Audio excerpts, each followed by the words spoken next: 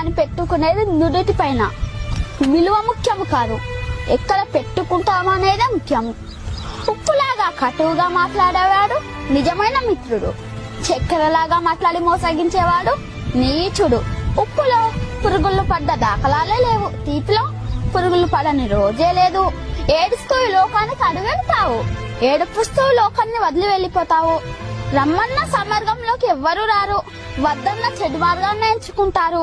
పాలు అమ్మేవాడు ఇల్లు తిరగాలి, సారాయి అమ్మేవాడి దగ్గరికి అందరూ వెళ్తారు. పాలల్లో నీళ్లు కలిపినావా అని అడుగుతారు, ఖరీదైన సారాయిలో నీళ్లు కలుపుకొని తాకరు. పెళ్లి ఊరేగింపులో బంధుమిత్రుల ముందు, వడ్డు వెనకాల. శవయాత్రలో శవము ముందు, బంధుమిత్రులు వెనకాల.